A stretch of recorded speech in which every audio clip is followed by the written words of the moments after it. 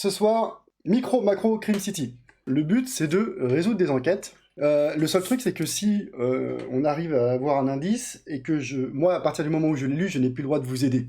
Sauf si on a trouvé le bon truc. Pour bien comprendre le principe du jeu, nous vous conseillons de commencer par l'enquête d'initiation haut de forme, donc c'est celle-là, il y a 16 enquêtes dans le jeu. Désignez le joueur qui prend dans le rôle du détective, donc là c'est moi forcément, donc c'est moi qui ai le matos à disposition. Il dirige l'enquête et est responsable de la lecture des textes sur les cartes. Lisez tous les textes écrits sur les cartes à haute et distincte voix, car ils contiennent souvent des informations importantes, donc faut pas hésiter à me faire répéter les enquêtes. Il y a plusieurs cartes qui nous permettent d'avoir des points d'étape, et en fait, en fonction des points d'étape, je peux retourner la carte pour voir si on y est arrivé. Et donc celle-là, elle comporte 5 étapes, je sais pas si on voit là-haut.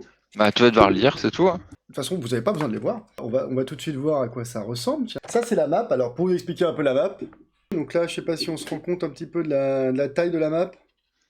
Ouais.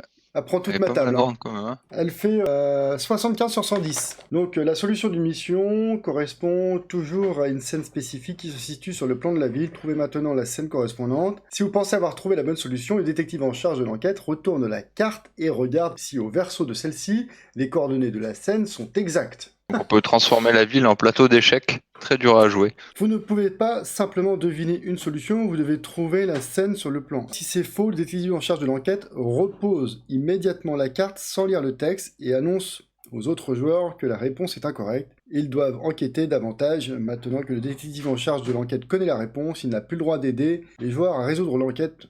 Si le groupe fait fausse route, il peut alors donner un petit indice. Première mission, on va commencer tout de suite dans le vif du sujet. Est-ce qu'on peut la voir là? Ceci est votre première mission, ne retournez pas la carte. C'est seulement après avoir trouvé le bar que le détective en charge de l'enquête retourne la carte. Pas très Covid compliant, hein.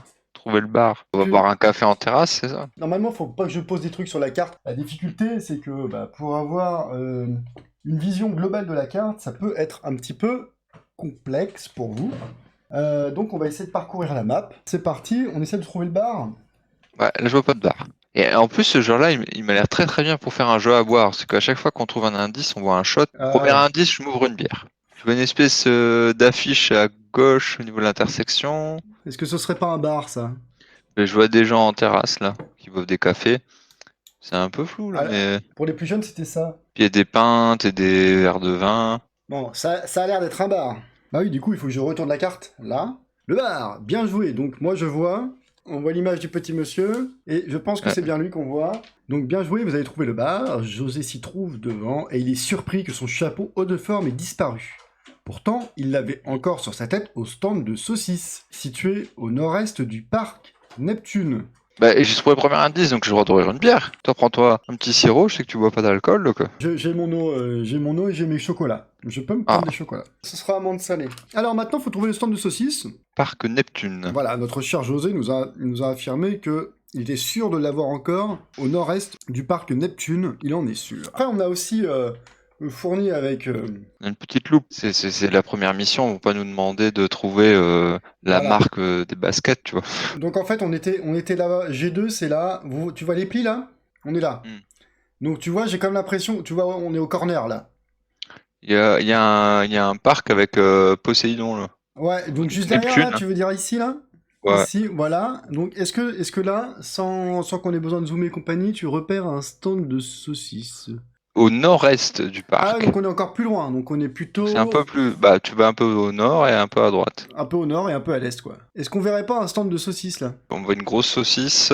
Voilà, on a un stand de saucisses. Bah, on a vu le monsieur avec le popcorn, là. Bah ouais, là, je pense que c'est lui, hein. On pense avoir trouvé le stand de saucisses. On est sur la bonne case. Voici le stand de saucisses. On aperçoit José se diriger vers le bar. Ah oui, il va donc en direction du bar. À ce moment-là, il avait encore son chapeau haute forme sur la tête. Note, plusieurs scènes des différents moments de l'histoire sont présentes sur ce plan. Que s'est-il passé sur le chemin? Comment a été volé le chapeau haut de forme? On devrait aller vers le bar. En plus, c'est tout droit. Là, il a encore son chapeau. Et on voit un garnement avec une canne à pêche. Je prends le curseur sur Wikipédia. Donc là, on le voit là. Et là, on le voit donc quand on est sur la vue du bar. Non, on va arriver sans son chapeau. Donc, et on voit qu'il y a un petit garnement avec une canne à pêche. Ok, donc tu penses que là, c'est lui? Tu nous as dit que le garnement avait certainement pris le chapeau avec sa canne à pêche. Alors, c'est arrivé sur le chemin du bar, deux voyous pêchait le chapeau haut de forme. Oui, on voit le petit copain là. Ah, regarde. Ah oui, je l'avais pas vu. 2 voyous ont pêché le chapeau haut de forme qu'il avait sur la tête. La réponse que vous cherchez se réfère toujours à une scène présente sur le plan de la ville. Vous ne pouvez pas juste la deviner. Vous devez trouver des preuves de l'exact emplacement sur le plan. Où ça s'est passé? Et là, on nous demande où sont assis les coupables avec leur butin. Ah, là, il faut qu'on retrouve où ils sont partis, les deux petits garnements, pour clôturer cette enquête. Bon, on va déjà regarder dans le... Et voilà, à côté de la statue de Neptune, on voit 2 garnements avec une canne à pêche, avec Et un là- chapeau de forme. Et là, ils sont assis, ouais, c'est ça. Les voilà, les 2 voyous sont assis sur le banc du parc avec leur butin. Bien joué, vous savez maintenant comment jouer à ce jeu, vous pouvez résoudre des enquêtes plus compliquées. Cette enquête-là est résolue, nous avons classé l'affaire. Allez, ben c'est une vraie enquête là, c'est parti. L'accident de voiture, tu repères notre protagoniste? Robert. Votre mission est d'enquêter sur un étrange accident de voiture à l'est de la ville. Un homme a directement foncé avec sa voiture dans un lampadaire. La voiture abîmée. Donc à l'est, donc on n'est pas très loin de l'est normalement, si je dis pas de bêtises. Stop, Ah, je l'ai. remonte. Ah, tu crois, c'est ça, non? Bah, une voiture dans un lampadaire n'a pas 15 000. Tu sais, on sait pas si la ville c'est GTA ou pas, quoi. Je pense qu'on est bon, hein. Je pense qu'on a trouvé notre accident de voiture, donc trouver l'accident. Est-ce qu'on a trouvé l'accident? Attention, roulement de tambour. G3. G... Et on est en 3. C'est parfait. Oui, on avait le On est au bon endroit.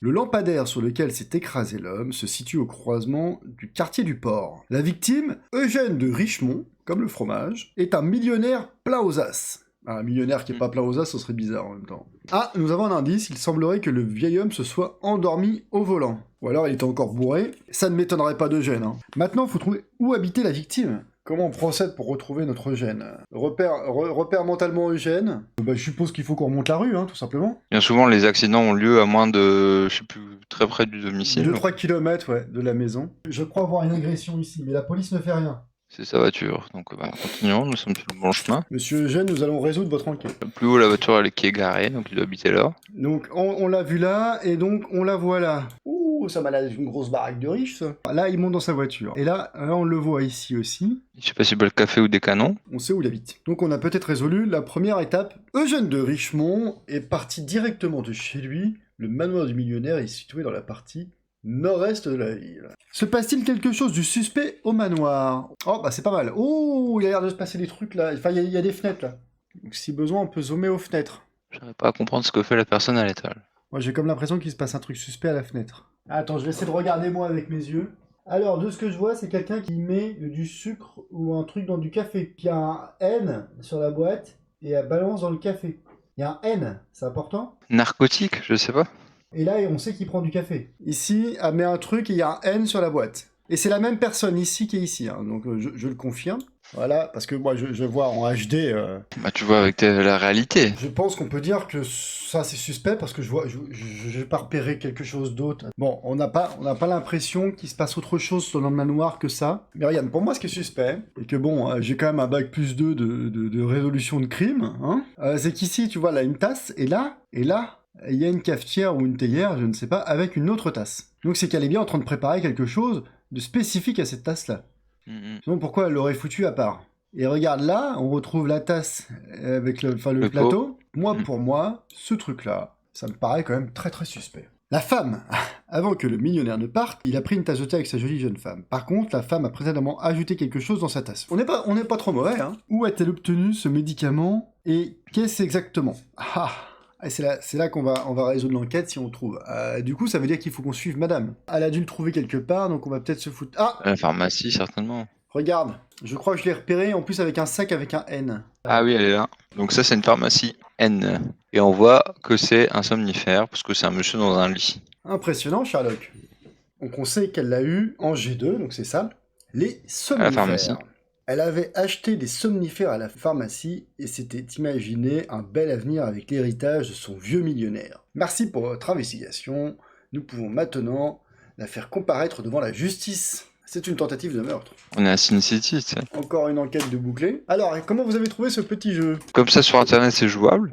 Mais j'imagine que la grosse carte que tu affiches sur une table ou sur un mur, ça va être cool. Pour le coup, c'est un jeu qui est très simple dans son principe. Et ça, c'est carrément le genre de jeu que tu peux faire à l'apéro, en famille, des choses comme ça, quoi. Je peux faire les 16 enquêtes avec du monde, je peux refaire les enquêtes en tant que juste maître du jeu. La rejouabilité, c'est que du coup, ouais, t'as que 16 enquêtes, mais j'ai cru comprendre qu'il y a possiblement des extensions qui pourraient arriver. Alors je sais pas si ça nécessitera une autre carte ou s'il y aura une autre boîte de jeu, mais je l'ai eu à 22 €, hein. Pas sur Amazon, sur un vrai magasin de jeux. N'achetez pas les jeux de société sur Amazon, ils sont beaucoup plus chers qu'en boutique. Et quand je dis beaucoup plus cher, c'est au moins 5% de plus, hein, c'est pas négligeable. Tu joues, toi, tu fais les 16 enquêtes, donc tu peux participer aux 16 enquêtes. Après, tu peux les refaire avec des gens en les guidant. Ils te disent que tu peux aussi l'accrocher sur un mur, genre une Ouais. fois que t'as fini, tu l'accroches au boulot, tu fouilles une enquête de temps en temps, puis les gens doivent résoudre l'enquête. Et après, tu peux faire aussi le mode expert. Tu as l'enquête, le truc de base, tu lis en gros juste la dernière carte, et en fait, tu retournes tous les indices qu'une fois que tu penses avoir résolu toute l'affaire. Et ça me fait penser, même si le jeu, tu l'as trop joué, tu l'as rincé avec tes potes, ils ont tous fait tout 2 fois.